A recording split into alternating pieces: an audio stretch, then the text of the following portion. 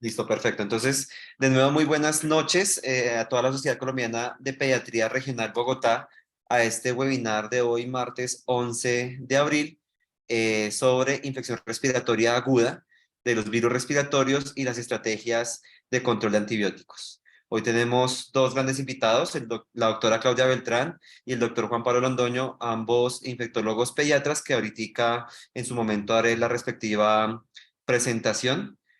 Quiero agradecer a todos los asistentes, miembros y no miembros activos de la Sociedad Colombiana de Pediatría Regional Bogotá. Este espacio académico es abierto para todo el público porque tenemos la convicción desde la sociedad que el conocimiento es para compartir y el conocimiento es para que todos los trabajadores del área de salud estén al alcance de él y que al final los beneficiados sean siempre nuestros niños, niñas y adolescentes. Entonces, de nuevo, bienvenidos. La siguiente, por favor. Hay que agradecer al fondo financiador, que a través de sus contribuciones logramos tener este tipo de espacios de fomento académico en beneficio del personal de salud de la Regional Bogotá, en la categoría de diamante, a Pfizer y PTC Therapeutics, y en la categoría oro a Boiron, Ultragenix y Carnot. De nuevo, a todo el fondo financiador, muchas gracias por todo el apoyo que permite, como decía, el desarrollo académico de la sociedad. Quiero aprovechar este espacio e invitar a todos los asistentes a que se inscriban de forma activa al curso de Consejería en Lactancia Materna Humana y Alimentación del Niño Pequeño, que está liderado por la Sociedad Colombiana de Pediatría Regional Bogotá y que dará inicio el próximo 5 de mayo. Es un curso que va a certificar 40 horas de asistencia, tiene metodología teórico-práctica y pues la información del curso, si están interesados en su inscripción, pueden hacerla a través del correo electrónico que ustedes ven ahí en pantalla, pediatriabogotá@gmail.com, o a través de la línea WhatsApp que también ven en pantalla. Es un curso de muy alta calidad, de verdad que vale la pena que todos nosotros hagamos parte activa de este curso y que nos formemos en lactancia materna, que sabemos que es la mejor forma y el mejor alimento que puede recibir un lactante. Y quiero aprovechar de una vez, invitaros al webinar de mañana, el webinar Hablando con mi pediatra, que va a ser sobre estilos de vida saludable, a las 7 de la noche, a cargo del doctor Darío Botero, que como todos nosotros sabemos es un poricultor muy reconocido en nuestra sociedad, miembro del Comité de Poricultura de la Sociedad Colombiana de Pediatría Regional Bogotá. Y recordemos que este nuevo espacio que se está trabajando desde la sociedad no solamente es para personas de salud, sino también para todas aquellas mamás, papás, primos, tíos, abuelos, todas las personas que se quieran empapar un poco de las temáticas en torno a la poricultura, el cuidado de niños o temas de interés en general, pues este es un nuevo espacio donde permitimos que el conocimiento se expanda a toda la sociedad. Entonces, para dar inicio eh, al webinar del día de hoy, quiero darle primero la entrada a la doctora Claudia Beltrán. La doctora Claudia Beltrán es pediatra infectóloga, docente de la Universidad de Antioquia, trabaja en la Clínica del Rosario y la Clínica del Prado y hace parte del Comité de Infectología y Vacunas de la Sociedad Colombiana de Pediatría. Doctora Beltrán, de nuevo, bienvenida y muchas gracias por querer compartir este espacio académico con nosotros y pues le doy paso para que nos comparta su ponencia. Muchas gracias, doctora. Bueno, no, muchas gracias a ustedes por la invitación, a Juan Pablo por tenerme en cuenta para este espacio. Sabemos pues cuál es la temporada en la cual estamos viviendo y la cual estamos afrontando, no solo en las principales capitales del país, sino también a nivel nacional, frente al pico de virus respiratorio, que ya no parece un pico, sino que parece una meseta que a veces se exacerba y tiene algunas inclinaciones más marcadas, pero que en realidad es algo que venimos viendo desde el año pasado con una mayor prevalencia de virus, no solamente en la edad pediátrica, sino también en los adultos. Como lo mencionaste, yo soy docente de la Universidad de Antioquia, trabajo en Medellín en la Clínica del Prado, que es una clínica materno-neonatal, y también en la Clínica del Rosario, donde he tenido la oportunidad de ver y de compartir como todo el tema de la epidemiología de infección respiratoria, puesto que tenemos la disponibilidad del diagnóstico viral a la mano, y eso ha hecho que nos demos cuenta realmente a qué nos estamos enfrentando en cuanto a las infecciones respiratorias en niños. Yo quise titular Infección respiratoria aguda, virus, virus y más virus, porque este es el primer mensaje que nosotros como infectólogos y que yo hoy quiero darles, y es que la etiología de la infección respiratoria aguda sigue siendo la misma que nosotros leíamos en los libros de pediatría de hace muchos años, y es que los virus son la principal causa de infección en niños, tanto de respiratoria aguda alta como respiratoria aguda baja. Y lo estamos viendo ahora, solo que ha cambiado un poco la presentación o las manifestaciones clínicas de los virus. Yo creo que la pediatría, como se lo escuché decir a un gran pediatra colombiano de la Sociedad Colombiana de Pediatría, los virus, las manifestaciones clínicas y la pediatría relacionada a las infecciones virales en niños y en adultos ha cambiado y se reescribió después de lo que ocurrió o está ocurriendo post pandemia. Rápidamente, Juan Pablo, saben que va a hablar como de la segunda parte, que es como respecto al uso racional de antibiótico y algo sobre el diagnóstico de infección respiratoria aguda alta. Yo voy a hablar sobre epidemiología de los virus. Sé que ustedes han tenido ya mucha inquietud frente a qué es lo que está pasando con los virus respiratorios, que son los que más afectan a los niños y más ocasionan morbimortalidad. Y sé que han tenido espacios con el doctor Iván Felipe Gutiérrez, por ejemplo, quien también hizo parte de este contenido que yo les voy a mostrar. Pues él me cedió algunos de los datos, particularmente de su clínica y de la ciudad de Bogotá, y sé que ya han tenido estos espacios para discutir con él respecto a lo que está pasando con los virus. Voy a tocar algo sobre deuda inmunitaria y al final voy a hablar sobre cuándo sospechar etiología viral, particularmente en infección respiratoria baja. Ustedes saben que hace algunos años tenemos la disponibilidad de paneles de diagnóstico molecular múltiple, que lo que ha permitido es que lo que leíamos que ocurría en otros países desarrollados, lo podemos ver reflejado también en nuestro país, pero además vemos que este comportamiento en Colombia tiene un comportamiento similar a países desarrollados, pero también tiene algunas particularidades que les voy a mencionar más adelante. Esta es una base de datos, se llama Syndromic Trends, que nos permite pues, la empresa en la cual hacemos principalmente diagnóstico molecular múltiple de infección respiratoria. Y acá lo que observamos es qué ha pasado o qué es lo que ha circulado en la última semana y en los últimos 3 meses. Las barritas que están consolidadas son las barras de la última semana, las barritas que tienen rayas adentro son las barras de los últimos 3 meses, y básicamente lo que observamos acá es que los principales 3 virus que circulan en Colombia, en nuestra población, son rinovirus enterovirus, virus sincitial respiratorio y adenovirus. Sin embargo, aparecen otros como metaneumovirus humano, para influenza 3, influenza B, influenza H1, esa cepa 2009, y COVID, que todavía está entre nosotros, pero cada vez menos comparado a otros momentos epidemiológicos en los últimos años. Acá en esta les muestro los otros virus de actividad mediana y de baja actividad, ¿sí? Pero ahorita les voy a mostrar cómo esto va variando en el tiempo. O sea, si bien actualmente tenemos mayor circulación de rinoenterovirus, de adenovirus y de virus sincitial respiratorio, esta circulación es una circulación que va variando en el tiempo. Acá vemos en circulación media, en la última semana en Colombia, para influenza virus 1, virus 4, micoplasma, también aparece coronavirus HKU1, influenza no tipificable. Y de baja actividad aparecen estos otros microorganismos que también, como les dije anteriormente, pueden ir circulando de forma intermitente según la temporada o lo que tengamos. Esta es la circulación viral. Esta fue una de las diapositivas que me suministró también el doctor Iván Felipe, a quien agradezco. Identificada en la vigilancia Centinela en Colombia, la semana epidemiológica 9, y vemos acá cómo varían, cómo tienen una variación los diferentes virus, y a esto es lo que nos enfrentamos. Y esto es un poco difícil para nosotros como pediatras, porque al final no es impredecible a qué nos vamos a enfrentar y a qué tipo de comportamiento nos vamos a enfrentar de cada uno de los virus, porque lo que hemos notado es que el virus sincitial, el adenovirus, e incluso rinoenterovirus tienen un comportamiento de enfermedad leve hasta enfermedad grave que probablemente antes no podíamos identificar porque no teníamos la posibilidad de detección tan a la mano como la tenemos actualmente. Entonces acá lo que vemos es similar a lo que vimos anteriormente, pero quiero mostrarles esto, particularmente estas gráficas, porque si bien somos pediatras, también tenemos que tener en cuenta que es que la circulación viral no afecta solamente a los niños, sino que también afecta a los adultos. Y de los adultos, particularmente a los mayores de 60 años, quienes también se comportan como una población vulnerable.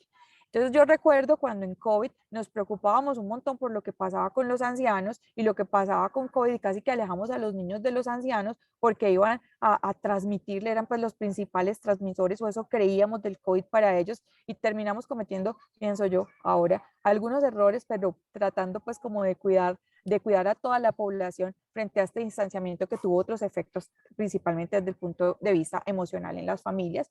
Y ustedes lo que ven acá es que miren cómo los virus también tienen una circulación en la población adulta que puede ser incluso mayor que en la población infantil. Acá en esta diapositiva vamos a ver, bueno, acá en esta diapositiva que también me la suministró el doctor Iván de la Clínica Infantil con Subsidio, podemos ver cómo varía lo que les mencionaba en el tiempo, los virus respiratorios, los principales virus respiratorios. Sin embargo, vemos cómo algunos de ellos se mantienen constantes como en primera fila, así como por ejemplo el rinoenterovirus. Y aquí quiero hacer una cuña respecto al rinoenterovirus. Hay algunos autores que explican que el rinoenterovirus humano por sí solo, no produce enfermedad grave. Sin embargo, sí produce o tiene mayor riesgo de que con las coinfecciones o con las codetecciones las enfermedades sean aún más graves. Y hay asociaciones claramente establecidas entre bacterias, como por ejemplo Staphylococcus aureus y rinoenterovirus humanos, que pueden producir neumonías graves, neumonías complicadas, entre otros, o incluso coinfecciones como rinoenterovirus, adenovirus, que pueden producir también enfermedad grave. Sin embargo, lo que hemos visto, a pesar de esto que se ha manifestado, incluso algunos autores en el mundo manifiestan que el rinoenterovirus no debería ni siquiera reportarse en este tipo de paneles. Lo que hemos visto es que tenemos identificación solamente, monodetección de solamente rinoenterovirus humano en pacientes con enfermedad grave sin posibilidad de detectar otro, lo que nos habla de que el rinoenterovirus humano también puede tener un comportamiento grave, necesidad de hospitalización, neumonía, etcétera, en la edad pediátrica. Y acá es donde les digo, ¿será que los virus se están comportando de manera diferente? ¿Su virulencia ha cambiado o qué es lo que está pasando? Parecido a lo que ocurrió con adenovirus, que creo yo que ustedes conocen muy bien del artículo editorial que se publicó con ayuda pues, de varios infectólogos de la ciudad de Bogotá y liderado por el doctor Iván Felipe. Entonces acá vemos cómo rinoenterovirus se mantiene en el tiempo y hay otros virus que bajan y suben en sus picos. Acá vemos, por ejemplo, virus sincitial respiratorio, ¿sí? El morado oscuro, vemos para influenza el morado más claro, vemos en amarillo coronavirus, vemos influenza que tiene también sus apariciones en el tiempo de manera oscilatoria y también vemos que puede existir la aparición, aquí bacterias las que detecta el FIMARRAE como tal, son Mycoplasma, Bordetella pertussis y Bordetella pertussis. En esta otra gráfica, que también me la proporcionó Iván, lo que les quiero mostrar es, miren lo que está ocurriendo y es lo que se está reportando en el voz a voz que está ocurriendo en la ciudad de Bogotá. Esto es de la Clínica Infantil con Subsidio, pero lo que estamos viendo ahora son un mayor número de casos de influenza cuando prácticamente no habíamos tenido influenza B en el último año y empiezan a aparecer un mayor número de casos de influenza B e incluso de influenza con gravedad en las unidades de cuidado intensivo. O sea, muy parecido, como les digo, a lo que está ocurriendo con adenovirus. Los virus como que se están turnando este tipo de manifestaciones clínicas pues, de gravedad y lo mismo está ocurriendo en otras áreas del país. Y acá les traje lo que está pasando con COVID, ¿sí? Y es que si bien tenemos algunos momentos de picos, ¿sí? De picos de SARS-CoV-2, ya se quedó con nosotros, como ustedes lo han podido pues, leer en algunos artículos, ¿sí? Pero también tiene algunos aumentos y esto con otras infecciones virales en circulación, pues también está asociada a mayor gravedad. Acá lo que les quise mostrar fue adenovirus, el comportamiento del año pasado de adenovirus, ¿sí? Con una mayor incidencia de casos, con un mayor porcentaje relacionado pues, a otros virus, incluso adenovirus llegó a ser el primer virus respiratorio detectado en el año 2022, no solo a nivel Bogotá, sino a nivel nacional, con infección gravemente documentada. Como este año tenemos de nuevo un descenso de adenovirus, pero todavía sigue presentándose pues, en algunos casos. Acá les quiero mostrar de la clínica donde yo trabajo, de la clínica El Rosario del Tesoro. Esta es en general cuál es la estacionalidad de los virus respiratorios. Ustedes ven que acá está desde enero de 2019. ¿Sí? En amarillo están las monodetecciones. Yo no sé si está corriendo para todos. ¿Sí? Sí, sí está corriendo. Listo. Claro. Acá vemos las monodetecciones, acá el total de virus respiratorios en azul por PCR múltiple y en verde las codetecciones y algunas detecciones de 2 o más virus, ¿no? Entonces, cuando ustedes ven lo que les quise mostrar pues en esta gráfica dinámica que es hasta 2022, es que si bien tenemos un aumento, definitivamente hubo un aumento de la detección de virus post-pandémico, también tenemos un aumento y picos de codetecciones, o sea, no solamente nos estamos enfrentando a virus únicos, sino también a varios virus detectados. Espérate que acá no me pasa. Y acá lo que les quiero mostrar es la frecuencia y distribución de los virus. Acá esto va a ir súper rápido, yo creo que va a ser súper difícil, pero quiero que rápidamente miren. Virus sincitial respiratorio, voy a darle aquí una pausa. Sí, en amarillo, como lo vieron inicialmente en enero del 2019 primero, pero va cambiando, corrinoenterovirus que va subiendo, metaneumovirus que se va moviendo, y esto es para mostrarles un poco la variación de los virus a través del tiempo, que es lo que estamos viendo. O sea, nosotros vamos viendo que hay un predominio de algunos virus y van cambiando y se van como turnando, y así mismo se va turnando la gravedad. Siempre aparece en los primeros lugares sincitial, o sea, definitivamente el virus sincitial respiratorio para nosotros es un problema, ¿sí? Con infección pues en los niños, infección grave en los niños, pero aparecen otros virus, esperemos que acá aparezca 2022, esta está un poquito más enlentecida. Ustedes vieron que ahí no aparecía virus sincitial respiratorio en una parte, fue el 2020, ¿no? Cuando tuvimos el cierre total.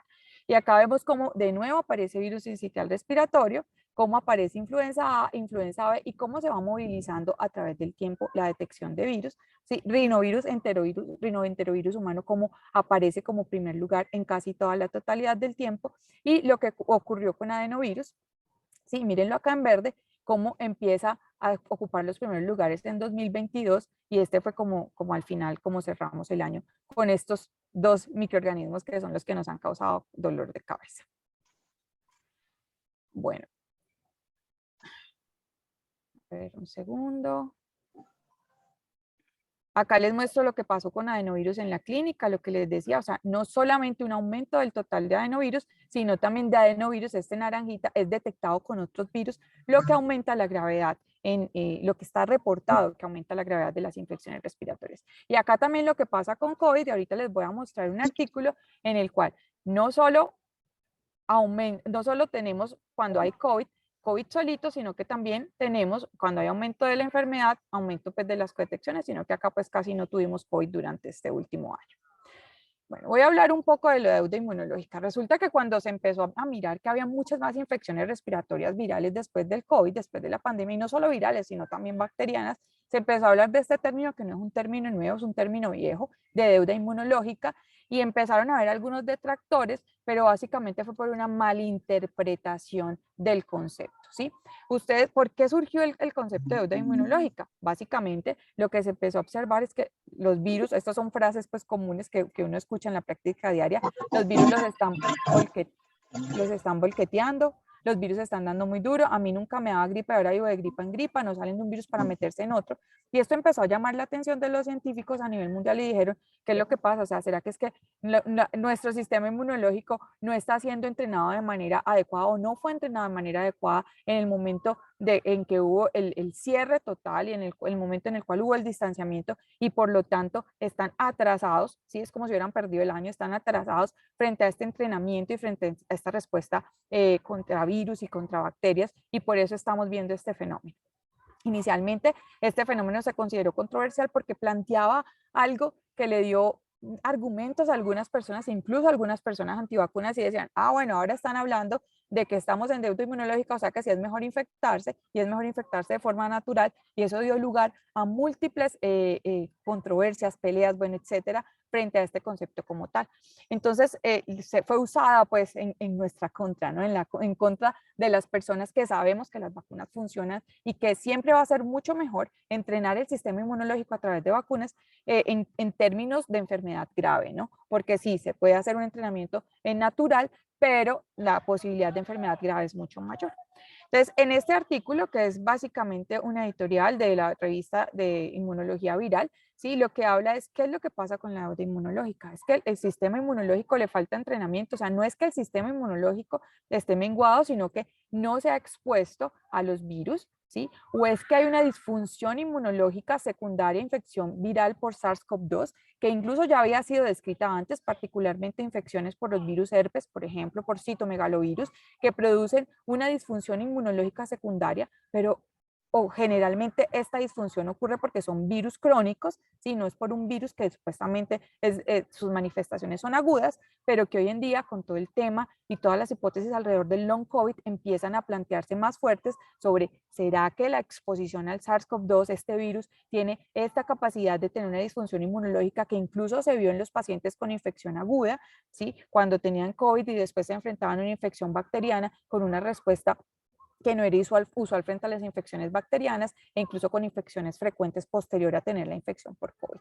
Esa es una de las hipótesis que se ha planteado, que incluso estos virus pueden dejar cicatrices epigenéticas, inmunológicas y por lo tanto mayor susceptibilidad a infecciones. Fue una de todavía todo esto es hipótesis, todavía todo esto es controversial y estamos buscando los investigadores están buscando una respuesta a qué es lo que está pasando frente a este tema de los virus, cómo se están presentando, si son los mismos virus y simplemente en esa triada inmunológica nosotros los pacientes estamos más susceptibles a enfermedad grave, que es lo que está pasando. También se plantea que la deuda inmunológica es secundaria, que hay una brecha en anticuerpos maternos porque las mamás y las gestantes también en la temporada de COVID se expusieron menos a infecciones virales, a infecciones bacterianas, etcétera, se cuidaban más el hecho del uso de alcohol, etcétera, y esos anticuerpos que se pasan no solo en intrauterino, sino en la lactancia, son menores a lo que se presentaba antes y por eso esa población menor de 6 meses está tan altamente susceptible.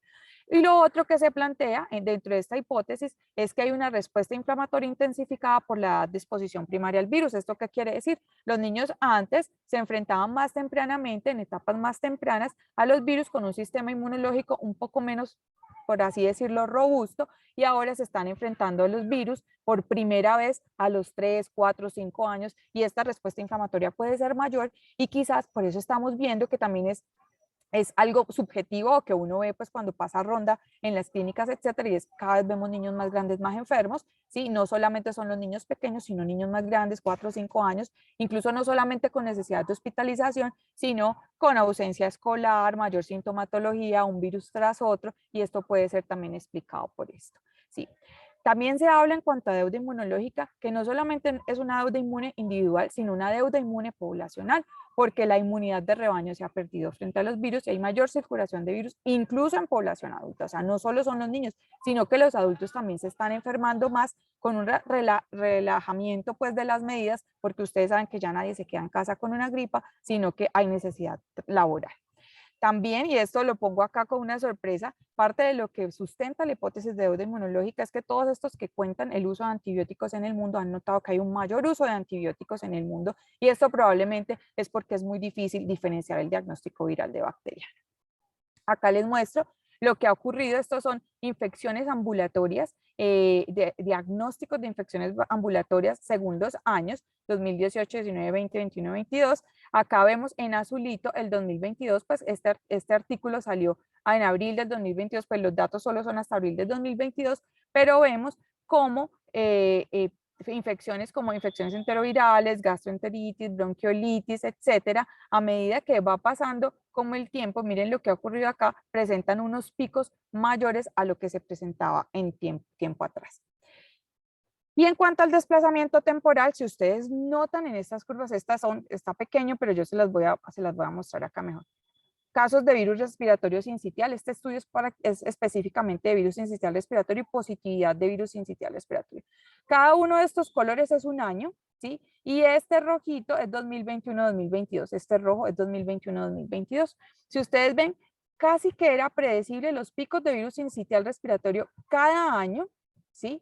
Cada año ocurría el pico de virus sincitial respiratorio. Y miren lo que ocurrió acá en 2021-2022. Hay un desplazamiento temporal si nos encontramos frente a infección por virus sincitial respiratorio en otro momento no esperado e incluso a pesar de que aquí hay un descenso cuando se supone que es el pico, todavía se presentan casos y pareciera establecerse una meseta, ¿sí? Una meseta y es lo que estamos viendo que es que casi vemos sincitial todo el año. Esto pues no es de acá, es en Inglaterra, pero igual es muy parecido a lo que ocurre entre nosotros. Miren, en cuanto a las edades, como también hay un desplazamiento en el tiempo y una presentación inusual de casos de virus sincitial respiratorio que no permite que haya una preparación para este aumento de incidencia de casos por sincitial respiratorio como tal. Acá les quiero mostrar otra cosa y es que no solo pasa en menores de 1 año, sino que también pasa en mayores de 4 años y que incluso, miren acá, en 1 a 4 años, el número de casos es superior al número de casos promedio en años anteriores por virus sincitial respiratorio en esta edad preescolar, lo que habla que definitivamente hay un comportamiento diferente. Aquí el artículo que les mencioné, ¿sí? Editorial en el Pediatric Infectious Disease Journal, liderado pues por el doctor Iván Felipe, el número de casos graves de adenovirus, ¿sí? Que requirieron incluso necesidad de circulación extracorpórea, con membrana extracorpórea, casos graves, un comportamiento que fue pues muy inusual a lo que habíamos visto en adenovirus. Bueno, tengo un pequeño problema, es que hice al aire libre y empezó a llover, pero vamos a seguir aquí mientras podamos, mientras la lluvia sea poquita. Bueno, en cuanto a la etiología de la neumonía, y ya para poder darle paso a Juan Pablo, entonces quiero mencionar algunos aspectos. Primero, que se sabe desde los artículos más viejos de la pediatría hasta los artículos más modernos, que el principal agente etiológico, el principal grupo etiológico de neumonía en niños son los virus, ¿sí? Y de estos rinovirus para influenza, adenovirus, eso está muy claro. Hay un porcentaje entre 20 y 30% que son mixtas, que aquí es donde hablamos de coinfección, codetección, etcétera, o sobreinfección, y que es muy difícil de diagnosticar solo por clínica o con paraclínicos. Y aquí está el porcentaje, creo que, Juanpa, creo que me va a tocar parar, si quieres entra tú, y ahorita sigo con esto porque empezó a llover duro. Tranquila, Clau, no pasa nada. No, o me esperan 2 segundos, me pongo aquí bajo techo, denme un segundo. Listo.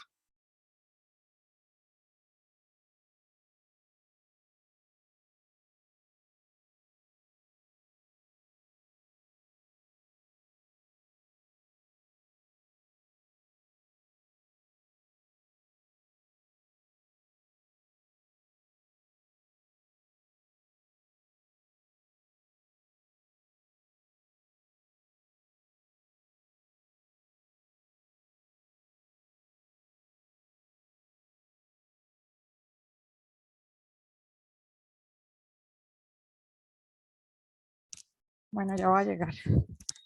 Hagan la pausa activa. Mientras tanto, la lluvia también es impredecible en las ciudades como Medellín, es muy impredecible. No pensé que fuera a llover ahorita. Había hecho muchísimo sol durante todo el día.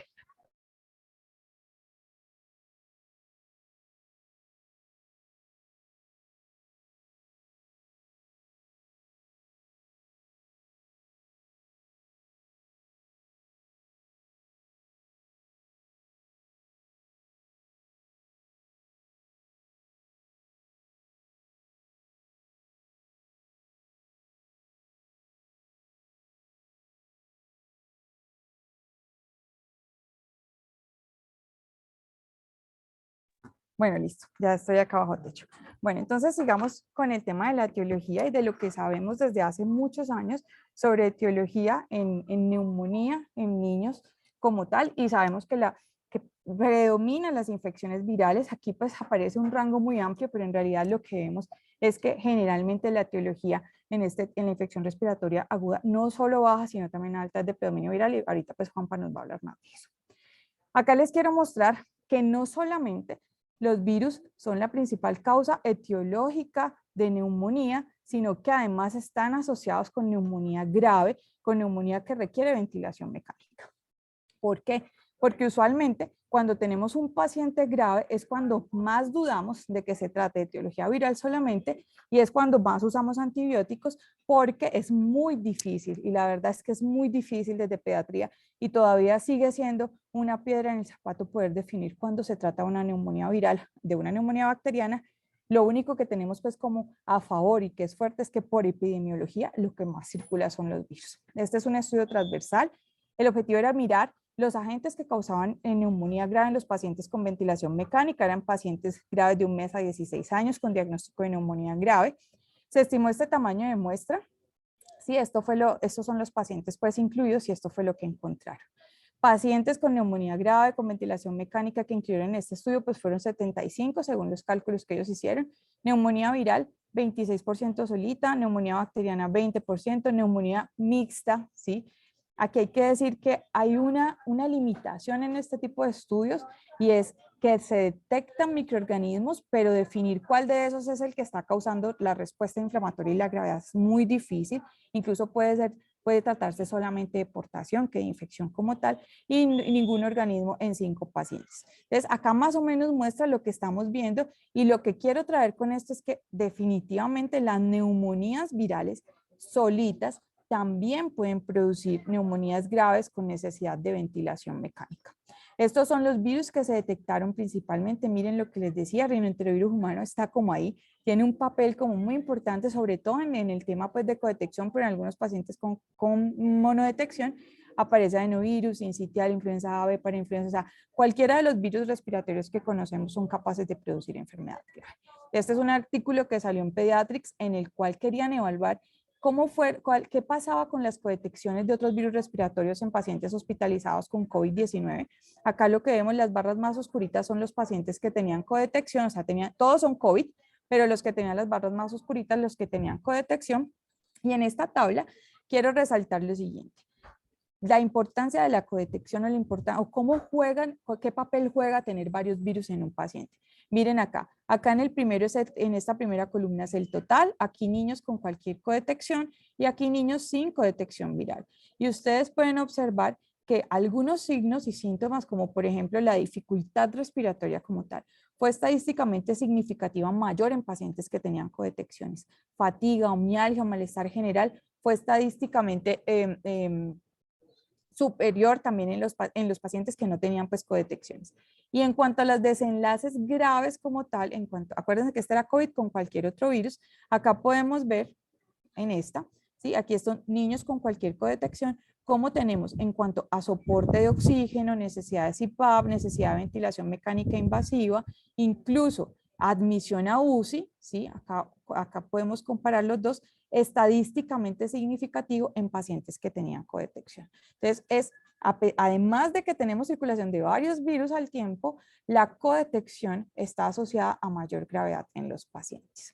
Y acá les quiero mostrar en este estudio que es local, que es de un grupo de investigadores de acá de la ciudad de Medellín, este estudio de cohorte prospectivo que se realizó en 3 hospitales de Medellín, Bello, Itagüí, Envigado, en el cual se quería conocer la etiología y además se establecía como un reto diagnóstico la etiología en neumonía, ¿sí? Incluyeron pacientes también de 1 mes a 17 años con neumonía que requirieron hospitalización, pero tuvieron como controles pacientes de la misma edad que ingresaban a las instituciones a cirugía electiva ambulatoria por causas no relacionadas que no tenían neumonía. Y estos hallazgos son muy interesantes porque definitivamente nos demuestran que el diagnóstico en neumonía es un reto. Si ellos hicieron esputo inducido para tinciones, cultivos, PCR para bacterias y virus, incluso hicieron antígenos urinarios para neumococo, para legionela, hisopos nasofaringeos para virus y serologías para bacterias y virus y también para típicos. Y miren esto, ¿sí? Lo difícil que era determinar entre qué pacientes tenían, o sea, qué papel juega la detección de algunos virus o de algunas bacterias en los pacientes que tenían alguna identificación. En esta primera tabla lo que les quiero mostrar es el porcentaje de microorganismos según cómo catalogaron ellos la neumonía, según la OMS, neumonía muy grave y neumonía no tan grave, en términos de etiología viral o etiología bacteriana o mezcla, ¿sí? La mezcla de neumonía piógena, neumonía por atípicos o virales es lo que se encuentra en rojo. Miren que pueden ocurrir neumonías muy graves, neumonías graves o neumonías no graves. O sea, están presentes casi todas estas combinaciones en cualquier manifestación clínica, tanto de leve hasta grave, ¿sí? Y en todas las edades. ¿Sí? O sea que, vuelvo y digo, o sea, los virus también pueden producir, si vemos acá, neumonía grave. En los niños menores de 2 años, la neumonía viral, solita la identificación de virus, fue la principal en neumonía grave, fue la que principalmente se diagnosticó en neumonía grave. Pero acá, y dentro de los virus, los más frecuentes en niños con neumonía grave fue rinovirus, virus sincitial respiratorio e influenza. En niños con neumonía grave, virus sincitial respiratorio, para influenza, rinovirus, influenza fueron los patógenos que se aislaron más comúnmente. Y esto es lo que les digo que representa un reto en el diagnóstico, y es que acá comparan los niños con neumonía versus el grupo control. Y miren esto, había detección en niños control, niños que iban a una cirugía ambulatoria, ¿sí? Detección por PCR de neumococo, había detección de Haemophilus influenza, había detección incluso de algunos virus frecuentes, lo que habla de que hay circulación viral incluso en pacientes asintomáticos y que a veces determinar este diagnóstico etiológico en un paciente es difícil, y aquí es donde las manifestaciones clínicas, donde el valor predictivo, la probabilidad pretest del paciente es importante a la hora de interpretar este tipo de estudios. Este es un estudio que aporta mucho en este sentido, incluso miren eso, por detelapertusis, por PCR en pacientes control, incluso detectado. Y les quiero aquí llamar también la atención, no lo veo por acá, que siempre lo hago, la presencia de tuberculosis, se me perdió, de Mycobacterium tuberculosis en pacientes con neumonía aguda, lo que no podemos pues dejar a un lado. Acá en este estudio lo que mira es la comparación entre varios grupos estudiados cuando es etiología solamente viral, bacteriana o mixta, frente a algunos otros datos que a veces utilizamos para tratar de diferenciarlos, como leucocitos, PCR, duración de ventilación mecánica. En realidad, hay algunos estudios en cuanto a la detección aislada de PCR o procalcitonina que tienen una tendencia a ser más alta en pacientes con neumonía bacteriana, pero que tenerla alta no me descarta que sea una neumonía viral, o que tenerla bajita tampoco me descarta que se trate de una neumonía bacteriana. O sea, en realidad no son estadísticamente significativos estos valores cuando hablamos de leucocitos, de neutrófilos, de PCR, incluso de duración de ventilación mecánica y de muerte, cuando queremos establecer diferencias entre eso. ¿Qué es lo que se ha propuesto? Es que haya una combinación de múltiples características, tanto clínicas, de laboratorio, radiológicas, para poder diferenciar si se trata de una infección viral o bacteriana. En este estudio se combinó la procalcitonina con otro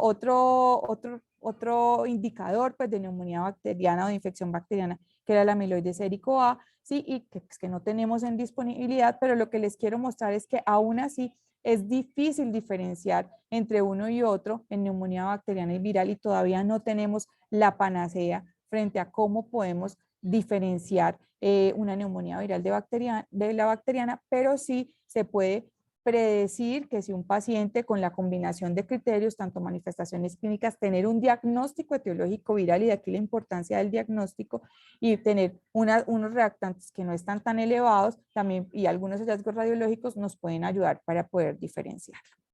Acá lo voy a pasar rápidamente para seguir con me faltan yo creo que 5 diapositivas, que me gusta traerlo, porque este es el otro tema cuando vamos a hablar de antibióticos en la UCI, es que tiene una neumonía complicada, entonces es difícil que le quiten el tratamiento antimicrobiano, y es en este estudio, que es un estudio prospectivo observacional, incluyeron pacientes con neumonía complicada, con derrame o empiema, y lo que querían ver era cuál era la etiología de estos pacientes. Y si ustedes miran acá, no solamente, ¿sí?, entre los microorganismos detectados, no solamente aparecen las bacterias, sino que también aparecen los virus diagnosticados o detectados por PCR como causa de neumonía complicada en los pacientes, y digo complicada, con empiema pleural y con derrame pleural. O sea, no estoy hablando del derrame chiquitico, el líquido chiquitico, sino que también derrame paraneumónico, sino neumonía complicada. Acá en sí es un estudio que mira cuál es la etiología en pacientes con neumonía y derrame paraneumónico en Taiwán, y acá los resultados, ¿sí? Si bien las neumonías bacterianas prevalecieron, también aparecen otros virus, como por ejemplo influenza A e influenza B, virus sincitial respiratorio, como causa de neumonía complicada con derrame. ¿De qué depende que yo defina si le doy o no le doy antibiótico? Pues como les digo, de todas las características clínicas que están asociadas. Y si tengo un paciente que tiene un diagnóstico etiológico viral con una neumonía grave, ¿sí? Pues, da mayores herramientas para poder definir que de esto se trata la etiología.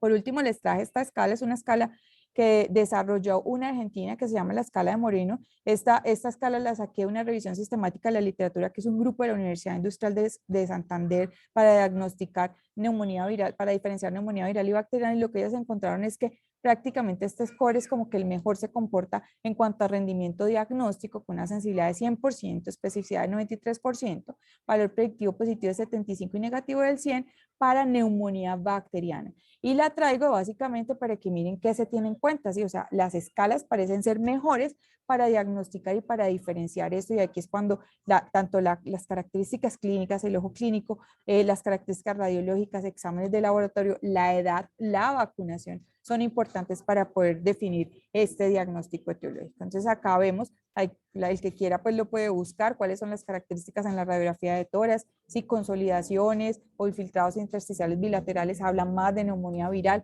Hay una puntuación que se da, le da mucho valor a la radiografía de tórax. Mire que va de -3 puntos a 7 puntos según los hallazgos en radiografía de tórax. Sí, hay algunas escalas también, incluso aplicaciones para diagnosticar neumonía viral y bacteriana, en las cuales también hablan de los hallazgos radiológicos, incluso con ecografía de tórax, que ayudan a diferenciar la enfermedad. Entonces acá hablan de temperatura, de la edad, ¿sí? La edad mayor de 9 meses y la edad menor de 3 meses predicen mayor posibilidad de etiología bacteriana, incluso hablan de edad mayor de 2 años, más etiología bacteriana que viral. Los neutrófilos, la presencia de bandas, etcétera, y hablan de que un puntaje mayor de 4 hace más probable la neumonía bacteriana como tal. Estas son las conclusiones de esta primera parte. Los virus continúan siendo la causa más común de neumonía en niños que requieren hospitalización. Las infecciones virales también pueden conducir a ingresos en UCI, también ocasionan la mortalidad, pues no solo en población pediátrica, sino adulta.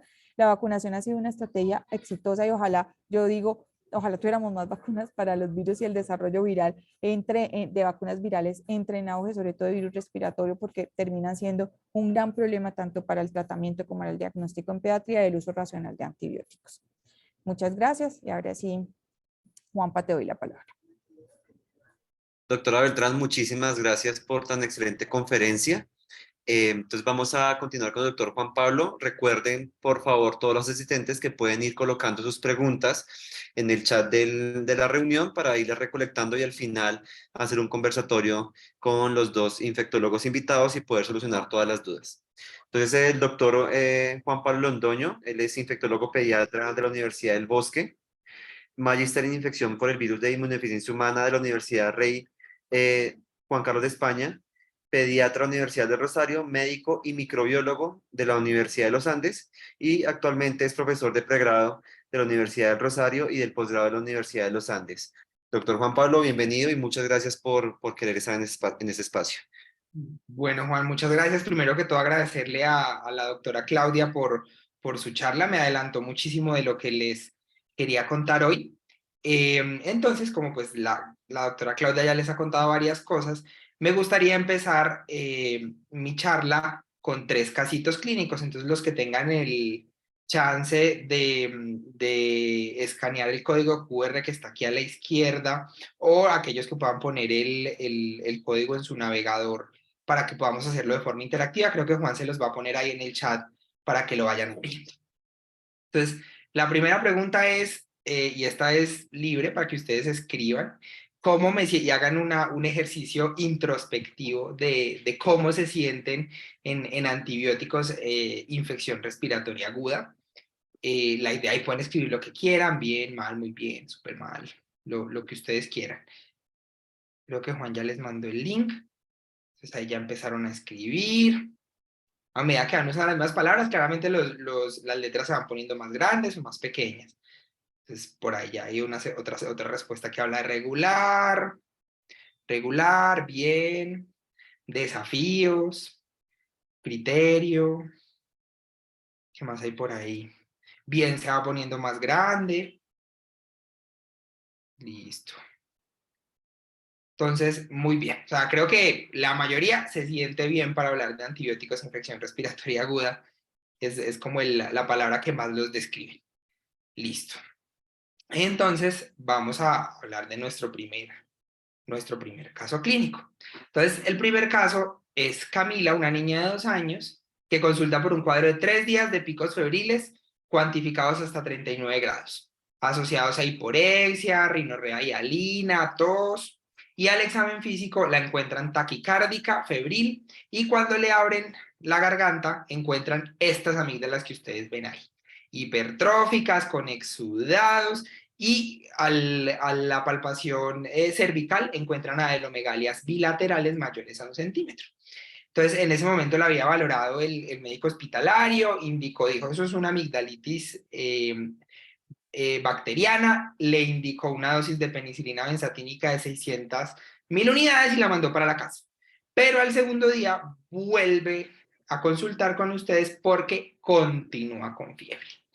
Entonces, de eso, que es verdad, que todo de esto que les voy a colocar aquí es verdad. La primera es, se considera que hay resistencia al manejo, o sea, la penicilina benzatínica era resistente el bicho, hay que indicarle un macrólido. La segunda es que es la evolución natural de la enfermedad estreptocóxica. Se debe esperar a que la penicilina benzatínica actúe.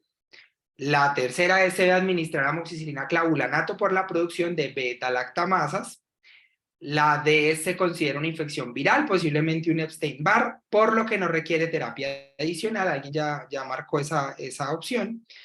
O se considera una infección viral, posible herpangina, por lo que se debe iniciar aciclovir. Entonces, siguen marcando opciones. Ya por ahí alguien colocó que es la evolución natural de la enfermedad estreptocóxica. Wow, más personas van poniendo la D. Entonces, aquí es súper importante, y más personas ponen la B, que recuerden las edades. Acuérdense que esta niña era una niña de 2 años. La posibilidad de que sea una infección estreptocóxica es remotísima. Si bien la acción, tienen que recordar que la faringoamigdalitis estreptocóxica, la fiebre, con o sin tratamiento va a durar de 3 a 5 días. De pronto el tratamiento puede acortar algo así como 24 horas la enfermedad febril. No es la principal razón por la que se trata. ¿Listo? Entonces, no es tanto por acá. Recuerden que resistencia del estreptococo, piógenes al manejo con penicilina no hay.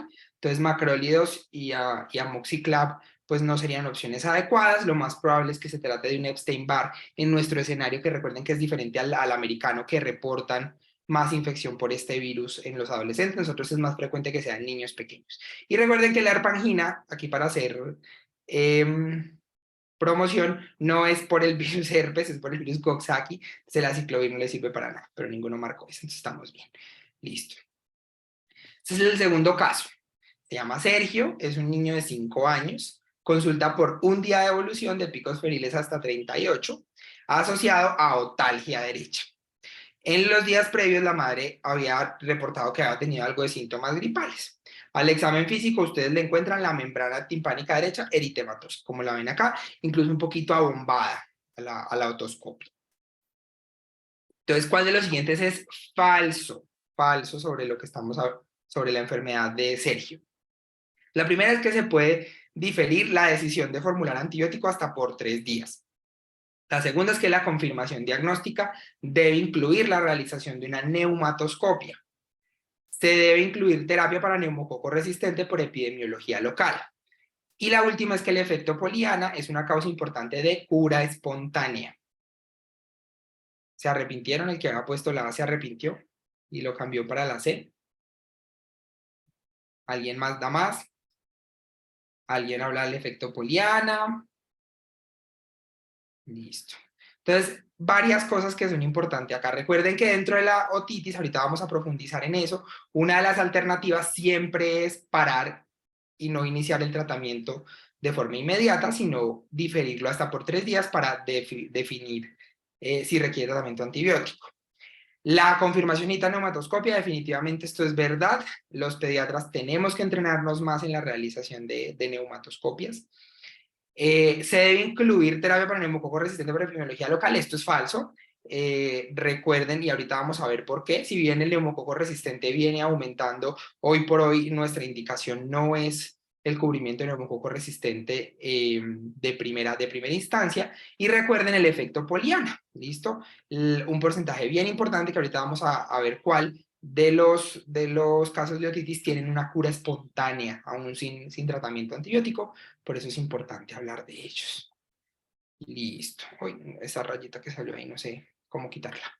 Bueno, y nuestro último caso clínico es Claudia. Es una niña de 6 años que consulta por un cuadro de 5 días de evolución, inicialmente con rinorrea y hialina y tos. Luego empieza con picos febriles hasta 38.6, manejados con acetaminofén, y la madre la nota el día de hoy con dificultad respiratoria, por lo que consulta. Al ingreso, ustedes le escuchan en el ápice derecho crépitos. Y les doy una radiografía de tórax y encuentran esta hermosa neumonía que ustedes ven ahí. ¿Listo? Entonces, ¿cuál de los siguientes es verdad sobre el tratamiento de esa neumonía? Entonces, esta niña tiene una alta sospecha de neumonía viral, por lo que le deben dar tratamiento de soporte. Es fundamental que inicien antibiótico terapia endovenosa con penicilina cristalina. La antibiótico-terapia oral con amoxicilina es igual de efectiva que la endovenosa, o es imprescindible iniciar terapia con un antibiótico que cubra neumococo resistente como ampicilina sulbactam. Entonces ahí está penicilina cristalina, amoxicilina. Alguien ha hablado de neumonía viral. Bueno, hay varias cosas importantes. Pues este yo creo que es el escenario donde neumonía viral tal vez no. Acuérdense lo que Claudia les contaba, la edad, la radiografía es típica de una neumonía bacteriana. Estas consolidaciones es raro que las veamos en virus. Entonces probablemente no sea la mejor opción. Es fundamental el inicio con penicilina cristalina. Ahorita vamos a ver que no. En neumonía, el tratamiento oral es igual de efectivo que el tratamiento endovenoso. Esto es uno de los mitos que tenemos que quitarnos. Y el cubrimiento de neumococo resistente, recuerden primero que ampicilina sulbactam no cubre neumococo resistente, porque su mecanismo de resistencia no es por beta-lactamasas, entonces un inhibidor de beta-lactamasas no le va a servir para nada, sino por cambio de PDP. Pues la D pues tampoco, y hoy por hoy en neumonía no complicada no consideramos el cubrimiento de neumococo resistente en primera instancia. Entonces vamos a hablar de varias cosas importantes. ¿Por qué necesitamos un PROA? Entonces, eso es la primera parte. Lo segundo, vamos a hablar un poquito del diagnóstico adecuado. Claudia ya ha adelantado mucho el diagnóstico en neumonía. Vamos a hablar de la estrategia de corto es mejor o shorter is better. Vamos a hablar de antibiótico terapia oral y al final les voy a mostrar un poquito de la experiencia de la clínica. Entonces, esto no es un secreto, todos lo vimos todos los años, estamos cansados de verlo. Las UCIs desbordadas, nos ha tocado remitir, aumento de casos en niños respiratorios, saliendo en las noticias todos los años, pero la pregunta es, ¿nos preparamos para eso? La respuesta probablemente es no mucho. Entonces, aquí hay varias cosas importantes, y es, ¿por qué es tan importante hablar de controles antibióticos en enfermedades respiratorias? Y es porque son la principal causa de formulación de antibióticos en pediatría. Entonces, miren, este gráfico de torta muestra las causas de prescripción de antibióticos en un estudio en Estados Unidos, y ustedes ven entre otitis media, faringitis, neumonía, por aquí está bronquitis y bronquiolitis, se llevan un pedazo gigantesco de la torta, ahí sumado, mal sumado, y sinusitis, mal sumado un poquito más de la mitad. ¿Listo? De todos los antibióticos que se prescriben en una clínica, en un hospital pediátrico. Entonces, pues son muy, muy frecuentes. Y hay una sobreformulación, tanto que hay muchísimas campañas hablando de cuándo poner y cuándo no antibióticos, pues que eso es grande. Pero es que las razones por las que terminamos formulando antibióticos los pediatras son muy variadas y muchas veces no son correctas. Entonces miren, este estudio es muy bonito porque habla de la posibilidad de tener mejores puntuaciones en teleconsulta si usted formulaba antibióticos. Entonces, los que formularon antibiótico en algunos de los niños, 93% tuvieron 5 estrellas, versus los que no formularon antibióticos, 80% tenían 5 estrellas. Entonces, incluso miren aquí las causas de por qué formulaban antibióticos. Muchos uno diría, ok, no entiendo por qué, por ejemplo, si pusieron el diagnóstico de influenza, terminaron formulando antibióticos, bronquitis o bronquiolitis, digamos que son causas que no son la mayoría de veces, o faringitis necesarias de antibiótico. Entonces, pues, ¿por qué hablar de PROA? Porque los principales causantes de patología respiratoria, como ya les mencionó Claudia, son virus. Son virus de lejos, en los niños los virus son los más importantes. El uso de antibióticos es muy frecuente y en la mayoría de los casos no tienen una indicación clara. ¿Listo? Los antibióticos tienen efectos secundarios, que aquí les voy a decir que hay efectos que son directos, que son los que la mayoría de veces pensamos, como la falla renal, como el vómito, como la diarrea, como la alergia, pero hay unos efectos que no tenemos en cuenta, y son los efectos moduladores de la microbiota de los antibióticos, que es la famosa disbiosis. Y esta disbiosis, ¿por qué es importante que hablemos de eso? Porque ya sabemos que genera peores desenlaces. Los niños que tienen cambios en la microbiota pueden tener enfermedades que a veces no tenemos tan claras. Entonces, los antibióticos pueden ser innecesarios. Por ejemplo, en el 50% de las otitis medias ya sabemos que autorresuelven. pero el 95% cuando se hacen los estudios tienen formulación de antibióticos, entonces hay un porcentaje, un gap entre los que van a resolver sin nada y los que realmente se formulan que es muy grande. A muchas veces son inadecuados porque carecemos de información local. Muchos hospitales no cuentan con sus guías locales, no conocen su epidemiología, entonces terminan extrapolando recomendaciones de otros sitios, incluso de otros países, para sus manejos. Y muchas veces tienen ciclos prolongados. Miren, el 55% de los antibióticos se prescriben por periodos más prolongados de lo necesario. Y no hay que olvidar, como les decía, los efectos adversos, que una vez no los tiene en cuenta, pero miren que estos dos que son súper frecuentes formulados en consulta externa y en los servicios de urgencias, amoxicilina y claritromicina, efectos adversos hasta el 10% en ambos, diarrea, náuseas, infección vulvovaginal, dolor de cabeza en la amoxicilina, y en la claritromicina unos muchísimo más graves, dolor de cabeza, erupción cutánea, disgeusia. Entonces no son infrecuentes, no son infrecuentes. Miren, los antibióticos de espectro reducido hasta 25% de efectos adversos y los de amplio espectro hasta 35%.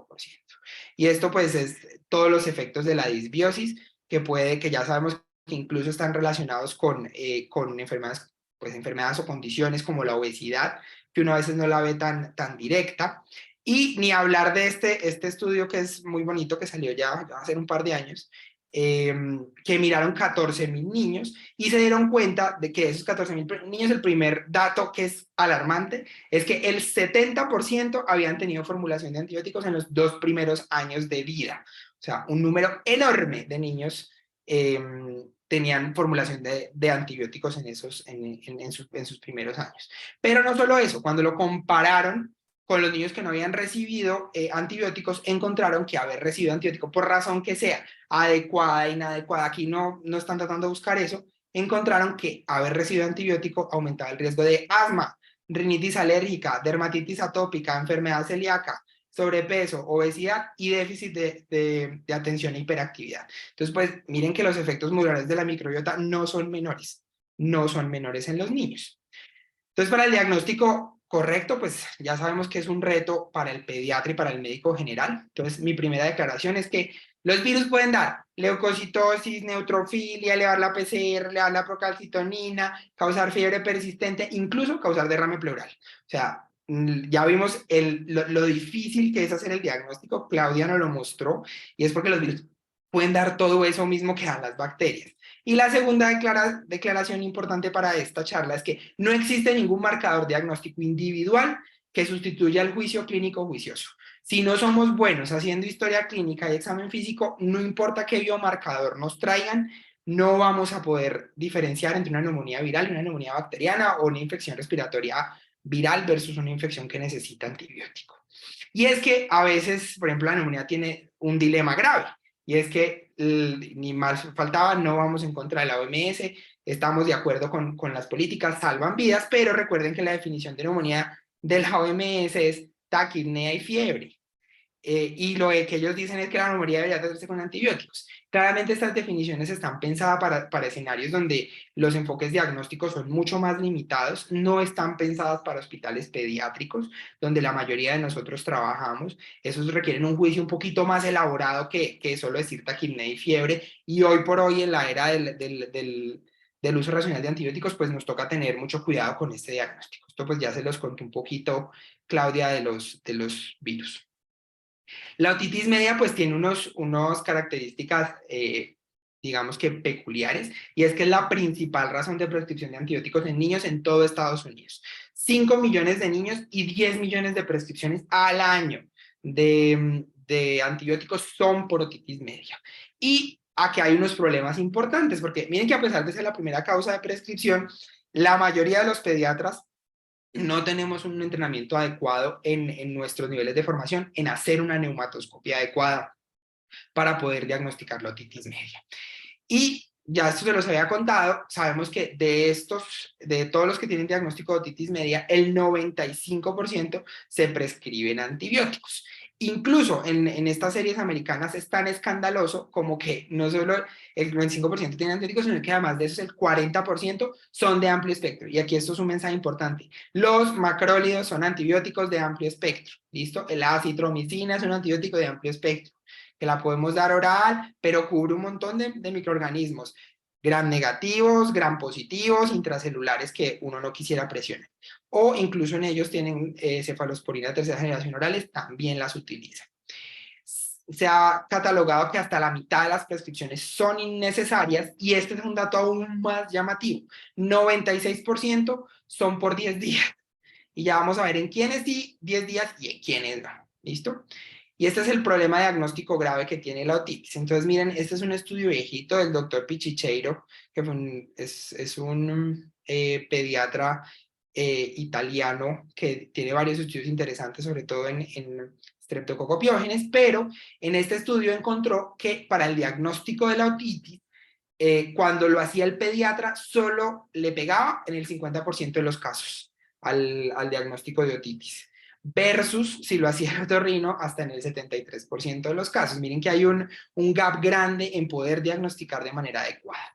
Y esto también se ha visto en los grandes ensayos clínicos controlados, que ahorita los vamos a ver. Miren que muchos de los niños de estos 887 que eran que no fueron elegibles, 397, era porque no tenían otitis media, a pesar de que alguien había dicho que sí la tenía. Y igual esto pasa en estos otros, estos son los árboles de pacientes de 2 estudios grandes de otitis. Entonces hay un problema en el diagnóstico. Pero no solo hay un problema del diagnóstico, también hay un problema con el tratamiento. Y este es un metaanálisis de Cochrane muy bonito que mostró que el 60% de los niños con otitis iban a mejorar en las primeras 24 horas sin importar el antibiótico. ¿Listo? Lo único que encontraron algo de complicaciones era la posibilidad de mayor perforación timpánica en el grupo que no tenía antibiótico, pero es una complicación rarísima. En cambio, 1 de cada 14 de los niños que tenían antibiótico presentó algún efecto adverso relacionado con ese antibiótico. Entonces, miren que hay un problema también en el tratamiento. Entonces, dicho de otra forma, ¿cómo queda esto? Entonces, decimos que tiene otitis, ¿sí o no? Y ya sabemos que entre el 30 y el 50% no tienen otitis, que es que la persona que lo está diagnosticando a lo mejor no está entrenada en neumatoscopia, tiene el tímpano rojo porque el niño estaba llorando, porque tiene fiebre, por las muchas razones que lo puede tener rojo. De esos que tienen una otitis media verdadera, entre el 50 y el 86% van a resolver al día 7 sin ningún antibiótico. Es decir, que al final los que de verdad van a necesitar antibiótico va a ser un número muy reducido de estos que arrancaron acá. ¿Listo? Entonces, por eso la Academia Americana de Pediatría recomienda estrategias como el watchful waiting, que es básicamente lo que ya habíamos hablado. Uno diagnostica la otitis, inicia medidas de control del dolor, eso es muy importante y casi siempre se nos olvida, porque les aseguro que esos niños salen con su fórmula de amoxicilina, pero no todos salen con medicamentos para el dolor. Entonces, siempre medicamentos para el dolor y hay varias formas de hacerlo. Una posibilidad es hacer una observación en persona, 2-3 días después, ver si necesita el antibiótico y prescribírselo. Hacer una observación electrónica o por teléfono para ver si necesita el antibiótico. Eso también es otra posibilidad. Otra es que ustedes leen la fórmula, se la lleve y le cuenten que si no ha mejorado o ha empeorado, en 72 horas reclame el antibiótico y siempre está la opción que hemos utilizado toda la vida, que es dar ya el medicamento. Esta debería ser la menor de los casos. ¿En cuál sí? Tal vez en las que son un poquito más complicadas, ahí la literatura tiene algo de controversia. Hay un editorial muy bueno de este año de Pediatrics que habla un poquito, profundiza un poquito en esto. Y pues ni más faltaba el uso de otras estrategias como los biomarcadores, el uso de algoritmos. En eso tenemos, pues hay extensa literatura, pero no vamos a entrar en eso. Estrategia de corto es mejor, ¿listo? Entonces, lo primero es que tenemos esas duraciones bíblicas múltiplos de 7, a las que todos estamos acostumbrados, y curiosamente, cuando uno lee los artículos originales de la penicilina, los esquemas eran muchísimo más cortos, eran de 4 a 5 días. Pero con el paso del tiempo se extendió la creencia de que esas terapias que eran más prolongadas prevenían la recaída de las infecciones, lo que en últimas prevenía la resistencia. Ese era como el, digamos que el pensado. Pero sabemos que no existen estudios que demuestren esto, pero sí sabemos que las terapias prolongadas, al contrario de lo que se pensaba, aumentan la resistencia porque hay más presión de selección. Entonces, ¿de dónde vienen los 7 días? De esto, de Constantino el Grande, que en el año 321 a.C. dijo que la semana tenía 7 días. Y por eso dijimos, 7 días es un número bonito. Entonces, número bíblico, 7 días. ¿De dónde vienen los 5 a 10 días? Pues que la mano de los homínidos tiene 5 dedos por mano, entonces pues nos parece una forma fácil de contar en múltiplos de 5. Entonces, vienen de ahí, de verdad que vienen de ahí. Entonces, hoy por hoy existe una literatura muy extensa de esquemas reducidos en muchas entidades. Por ejemplo, neumonía adquirida en comunidad, sabemos que 3 a 5 días es igual de bueno que 5 a 14 días, ¿listo? Entonces no hay duraciones bíblicas. Si a los 4 días el niño va bien, uno puede suspender al cuarto día, ¿listo? Neumonía típica, miren, un día versus 3, les va igual, un solo día, ¿listo? Neumonía asociada al ventilador, que este era un escenario que a muchos les daba miedo bajarle el tiempo. Miren, 8 días es igual que 15, ¿listo? Imagínense, ya íbamos en lo que íbamos en la neumonía antes, ¿listo?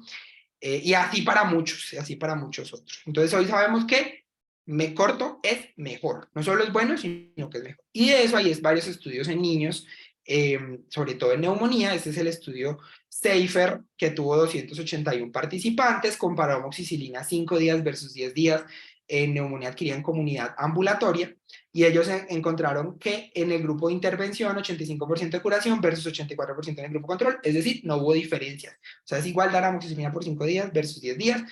Se puede discutir cuáles fueron los criterios de inclusión y si uno consideraría que a lo mejor el tiempo concreto de muchos de estos a lo mejor podría ser incluso cero, porque eran virales. Bueno, entonces, este es otro estudio que salió en JAMA, publicado el año pasado, donde se hicieron 385 niños aleatorizados de 5 días de antibiótico versus 10 días, y en este no solamente mostró que no era inferior, sino que además era superior.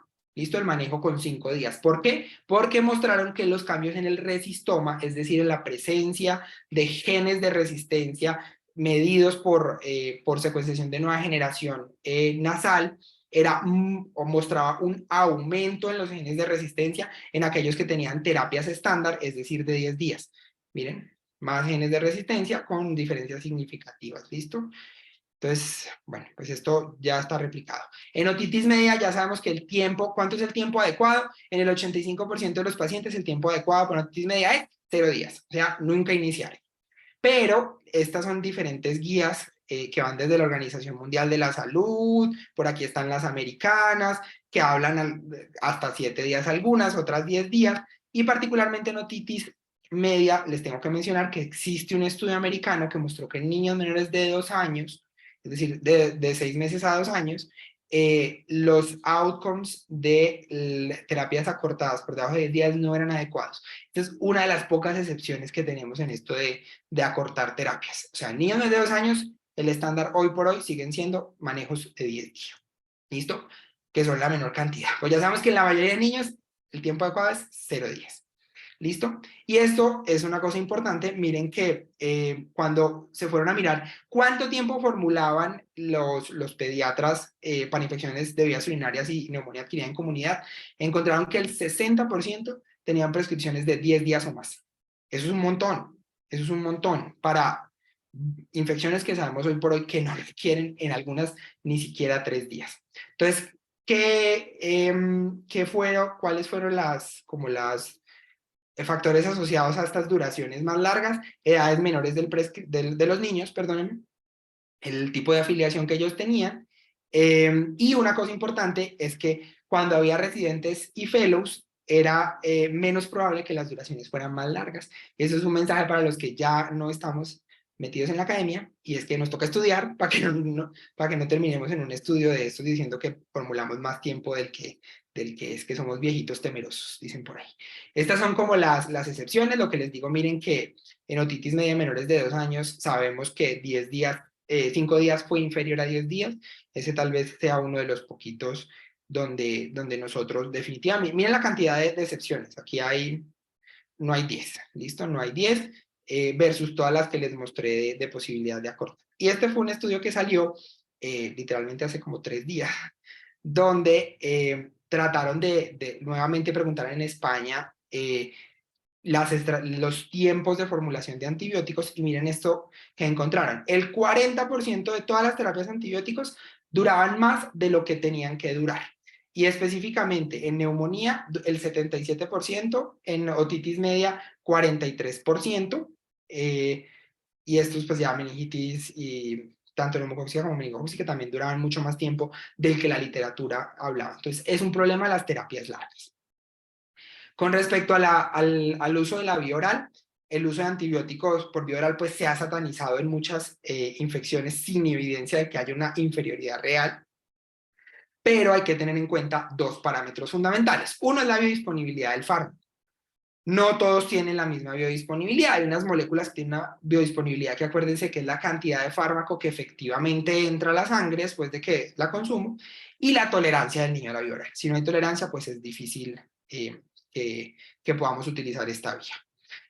Hoy por hoy viene en aumento la evidencia de que estos fármacos pueden ser tan buenos como los endovenosos, y al igual que en evidencia sobre terapia cortada, hay varios estudios que muestran, por ejemplo, en infecciones que tradicionalmente hemos pensado que siempre deben ser manejadas por vía endovenosa.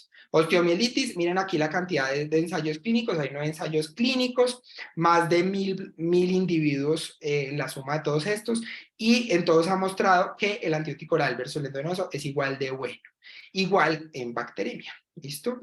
Entonces miren que rompemos un poquito como los mitos. Este es una revisión sistemática publicada ya en el 2016, o sea, ya tiene unos añitos encima, pero que es muy buena porque tiene una tabla que les resume muchas de estas duraciones. Entonces, miren, en sinusitis bacteriana, ¿cuántos días debo dar endovenosos? 0 días, no hay evidencia de que deba dar ningún día endovenoso.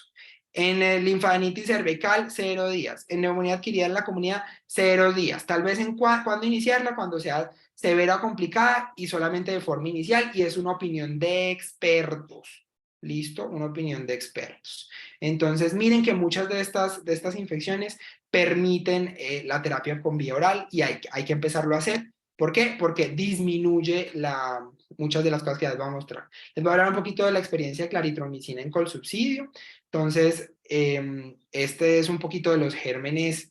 Hicimos como un análisis año por año de la resistencia a los macrólidos, específicamente eritromicina, en la clínica, y si ustedes ven, pues después del 2011 empezó un aumento en la resistencia a la eritromicina. Entonces sabemos que la combinación de macrólido más betalactámico en neumonía, a diferencia de los adultos, que aquí sí les tengo que decir que en adultos disminuye la mortalidad, en niños no la disminuye. ¿Listo? En niños no la disminuye. No confiere beneficios adicionales a la monoterapia con betalactámicos. Por eso no se combina de forma rutinaria. ¿Listo? Y el uso de los macrólidos, que también ha sido planteado en tosferina, bueno, pues ya esto ha mostrado disminuir un poquito. ¿Qué hicimos en la clínica? Hicimos unas piezas de información sobre el uso de la claritromicina, en quién usarla, en quién no. Empezamos a hacer un seguimiento muchísimo más estrecho, toda una estrategia educativa que miren que hizo pasar la claritromicina de ser el 3% de los antibióticos formulados al 0,4%. La intervención fue aquí en febrero. ¿Listo? Miren, 3%, 3%, 4.6, aquí sube un poquito, y luego bajo a 0,4. Les puedo decir hoy por hoy que la formulación de claritromicina, y aquí está, esto se llaman DOTs, es una medida de consumo. Simplemente aquí lo que tienen que saber es que entre más arriba, más se formuló. Entonces, miren cómo se formulaba esto por acá en el 2019, en el 2020 se hace la intervención en febrero, donde ya había empezado a subir, y cae el consumo de claritromicina y no se ha aumentado. ¿Listo? No se están muriendo más los niños, no tenemos más infecciones por gérmenes atípicos que no se curen, simplemente era que antes la sobreusábamos, ¿listo? ¿Y qué pasa con los antibióticos orales? Miren, cuando empezamos a tener intervención sobre antibiótico-terapia oral, el número de flebitis químicas en la clínica bajó a 0, ¿listo? Bajó a 0. Esto se ha mantenido en los años, hemos tenido pequeños piquitos, pero los antibióticos son los principales causantes de flebitis química. Entonces, es muy importante que utilicemos la vía oral, porque eso también disminuye esta complicación. Esto no. Conclusiones. La mayoría de las infecciones respiratorias en pediatría son causadas por virus, eso no es nuevo, eso ya se lo repitió Claudia, se lo repito yo. Se necesita un mayor entrenamiento en el diagnóstico, nada sustituye una buena historia clínica y un examen físico. Definitivamente hay que instaurar la estrategia de corto es mejor, porque no solamente es segura, sino que además es mejor, como su nombre lo indica, y el uso de la vía oral debe aumentarse en las patologías que lo requieran, aún con indicación de hospitalización. Y eso era lo que les quería contar hoy. Muchísimas gracias. No sé si tienen dudas, preguntas. Doctor Juan Pablo, muchísimas gracias por tan excelente conferencia. Si ya tenemos varias preguntas, entonces voy tratando de ir distribuyendo preguntas a cada panelista. Quiero comenzar con el doctor Juan Pablo, ya que es el que acaba de terminar, y su merced nos mencionaba algo muy importante, que es la posibilidad de darle primacía a la vía oral por encima de la vía endovenosa. ¿Qué experiencia hay en las unidades de cuidado intensivo? Porque a veces como pediatras tenemos mucho miedo de que como está intubado, como está en la UCI, como está muy malo, entonces tiene que de una vez vancomicina, meropenem, antibióticos de este tipo de espectro. ¿Cuál ha sido la experiencia de ustedes en el manejo de la vía oral en la UCI? Sí, nosotros en la clínica infantil tenemos experiencia en uso de antibióticos por vía oral. Es una experiencia que tenemos en mora de publicarla, porque sabemos que el niño crítico pues tiene unos retos particulares.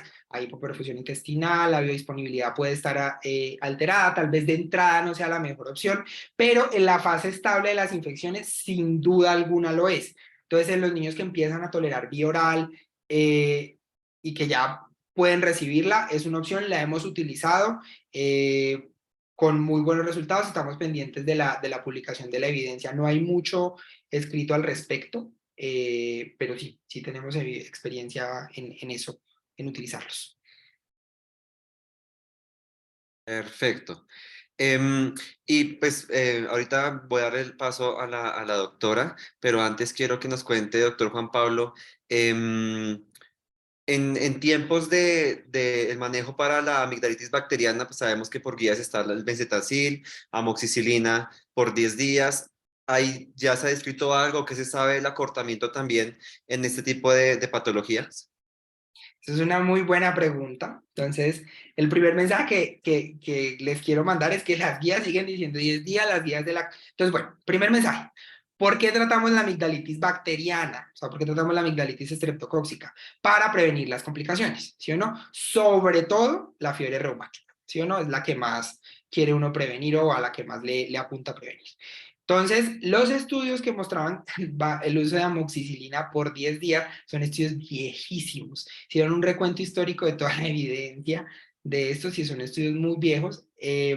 Probablemente sea una de las que a futuro vamos a poder acortar. Hoy por hoy todavía no tenemos la evidencia para cortarla, pero es tradicional como la mayoría de estas duraciones de 7, 14, 21 días.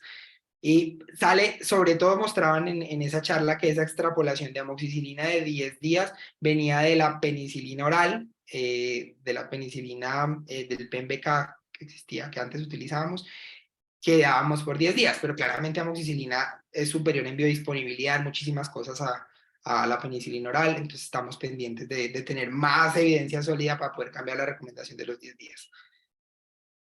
Gracias, doctor Juan Pablo. Para la doctora Claudia tenemos dos preguntas. La primera, un poco relacionada con lo que nos mencionaba sobre el aumento de la incidencia de infección por influenza, y actualmente pues estamos lidiando con un desabastecimiento de oseltamivir. ¿Qué tipo de alternativas tenemos en este tipo de casos del paciente con una enfermedad respiratoria rápidamente progresiva asociada a influenza? Lastimosamente, en cuanto al tratamiento antiviral y disponible, no tenemos ninguna otra alternativa. O sea, lo que debemos hacer es intentar prevenir, ¿sí? a través de la vacunación. Miren que tenemos un pico de influenza B también, por lo tanto, la vacunación deberíamos optar por una vacunación tetravalente en estos casos que incluya tanto Yamagata como Victoria. Y bueno, todos los cuidados que se hacen frente a una neumonía de tipo viral o frente a una infección de este tipo, que son más bien cuidados de mantenimiento, ¿no? De sostenimiento. Gracias, doctora. Hay otra pregunta también para su merced. Preguntan, en un paciente con infiltrado intersticial unilateral derecho junto a disnea y taquipnea, en un paciente de 6 meses con caída de la saturación, sin posibilidad de panel viral, en un segundo nivel de atención, ¿cómo no cubrir con antibióticos? Aunque sabemos que puede ser una coinfección o etiología viral también. Es muy difícil, sí, es muy difícil y por eso hay tantas editoriales y tantos artículos que plantean que definitivamente esto es un reto para el pediatra y sigue siendo un reto para el pediatra, ¿sí? En un paciente de 6 meses, depende pues también de la inmunización que ha recibido, si ha recibido inmunización completa para neumococo, que en nuestro país habría recibido 2 dosis de neumococo, todavía faltaría el refuerzo, hay que mirar si es PCV 10, si es PCV 13, sí, hay que tener en cuenta como todos los factores epidemiológicos y etiológicos de neumonía bacteriana. Un paciente de 6 meses que tiene dificultad para respirar, que tiene inicialmente unos infiltrados intersticiales unilaterales, probablemente por epidemiología se trata de una infección viral. Pero si no tenemos la posibilidad de llenarnos de otros criterios, pues sabemos que es una estrategia también de salud pública, de control de IEPI, pues es una estrategia que está muy bien definida en IEPI de dar tratamiento antibiótico en estos casos. Es una limitación que tenemos y es entendible. Sí, todavía estamos buscando a través de estas escalas sumatorias que incluyen tanto la edad, la inmunización, la presencia de infiltrados, sabemos de infiltrados bilaterales o consolidaciones, etcétera, sabemos probabilidades, pero no tenemos la última palabra frente a definir no usar antibiótico en estos pacientes en particular.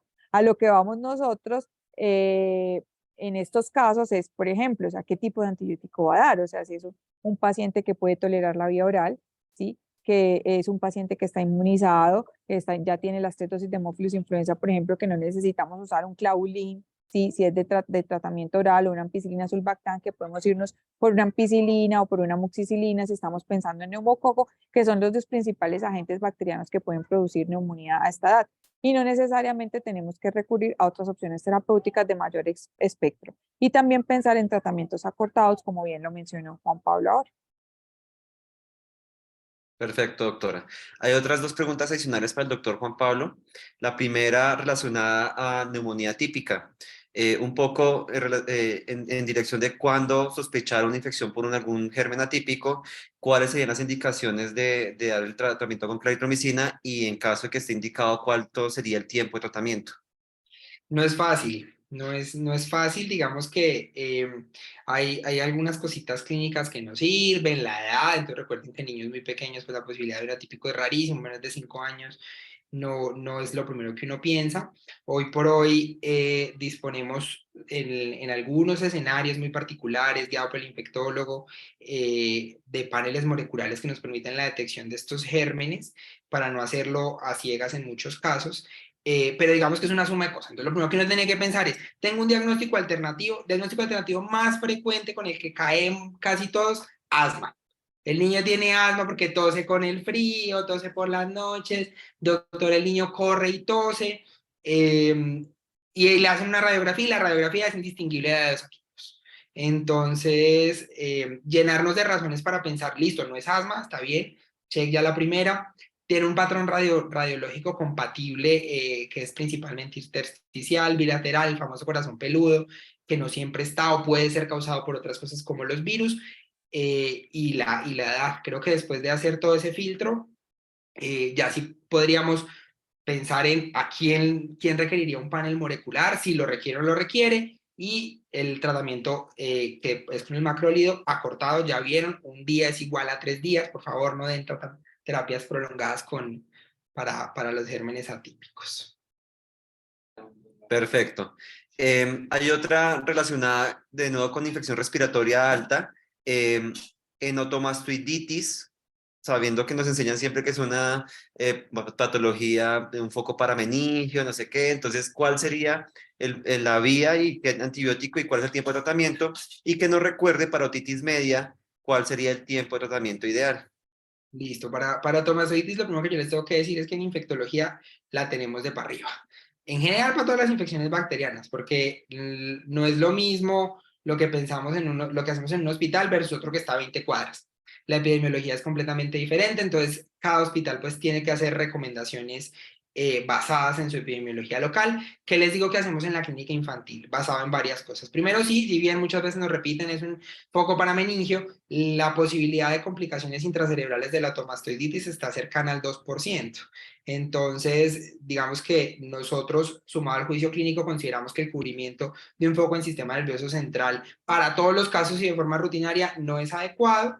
Y por la epidemiología de la clínica, nosotros utilizamos ampicilina sulbactam. Claramente hay lugares que utilizan otra cosa. Hay lugares que la recomendación es ceftriaxona. En ese sí estamos a punto de publicar nuestra experiencia con ampicilina sulbactam en otomastoiditis. Más de 6 años de experiencia utilizando ampicilina sulbactam con muy buenos resultados, sin complicaciones graves, mejor dicho. Pero de nuevo, eso depende del sitio donde usted esté. Y en otitis, entonces la recomendación es niños menores de 2 años, 10 días, mayores de 2 años, 7 días. Esa es la recomendación hoy por ahí. Perfecto. Y una pregunta que cualquiera de los dos invito a que la respondan, que nos hace la doctora Olguita.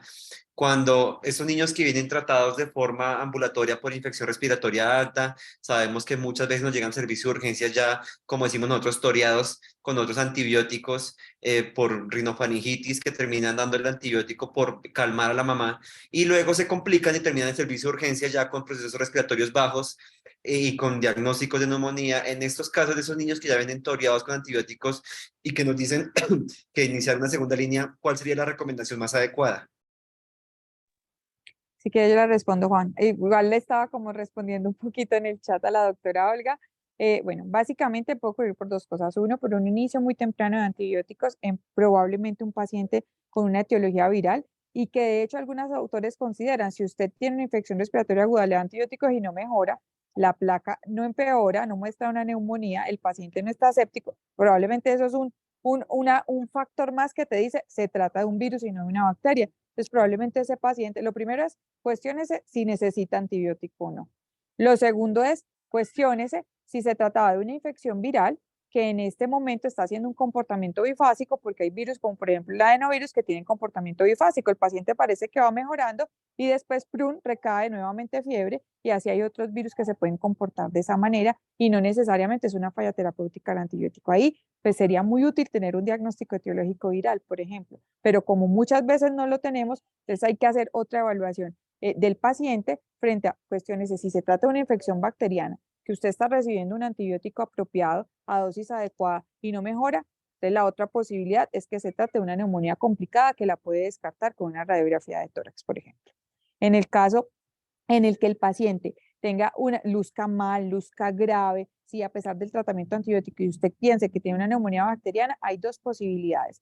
Pues un neumococo resistente, en cuyo caso la opción sería unas cefalosporinas de tercera generación, como lo explicó Juan Pablo, no, el inhibidor no hace nada frente al neumococo resistente, o dos, se trata de una neumonía estafilocóxica en la cual el paciente va a lucir mal, probablemente bacteriémico, ¿sí? O tenía una neumonía complicada, una neumonía multilobar, etcétera. Ya entra otro diagnóstico en etiología pues diferencial en neumonía y es que se trata de una tuberculosis que no le va a servir el antibiótico, sino que más bien hacemos estudios o se trate de una neumonía por atípicos que usualmente son autolimitadas y que se mejoran con o sin el antibiótico, como lo mencionó Juan. Gracias, doctora. Hay otra pregunta adicional. Dicen, doctora Beltrán, qué importante su análisis frente al riesgo de los niños de tener más infecciones y con mayor compromiso con las bajas coberturas vacunales. Y aquí hago la aclaración que sabíamos teníamos unas coberturas buenas pre-pandemia y la pandemia y el aislamiento del COVID-19 pues hizo que nuestra cobertura cayera